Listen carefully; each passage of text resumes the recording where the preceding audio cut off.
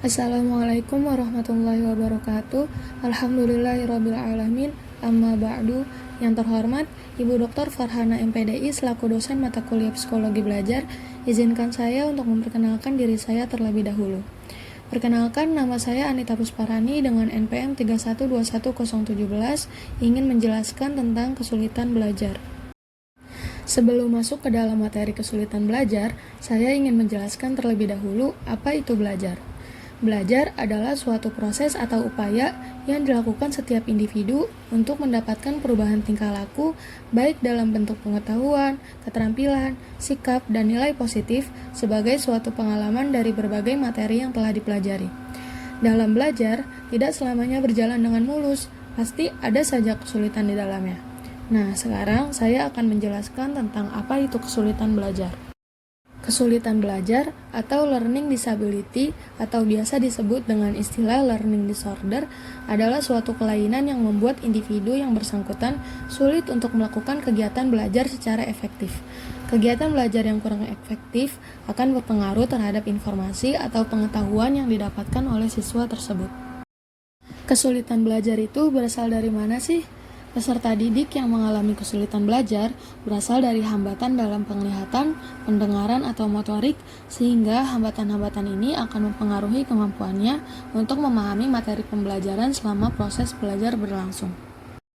Kira-kira faktor penyebab kesulitan belajar itu apa aja ya?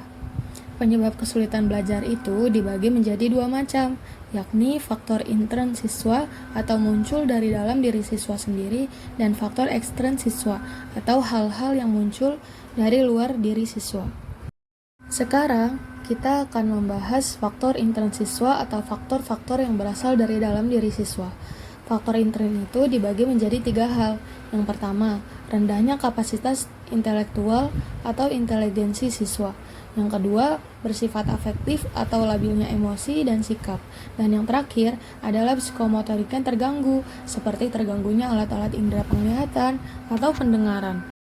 Kalau faktor ekstern siswa atau yang berasal dari luar diri siswa itu meliputi semua situasi dan kondisi lingkungan sekitar yang tidak mendukung aktivitas belajar siswa. Faktor lingkungan ini meliputi lingkungan keluarga, lingkungan masyarakat, dan lingkungan sekolah. Apa sajakah penyebab kesulitan belajar? 3 faktor penyebab kesulitan belajar yaitu sebagai berikut. Yang pertama, faktor kondisi fisik, contohnya seperti kurang penglihatan dan pendengaran. Yang kedua, faktor lingkungan. Faktor lingkungan yang tidak menunjang anak dalam belajar adalah keadaan keluarga, masyarakat, dan pengajaran di sekolah yang tidak memadai. Yang ketiga, faktor motivasi dan sikap.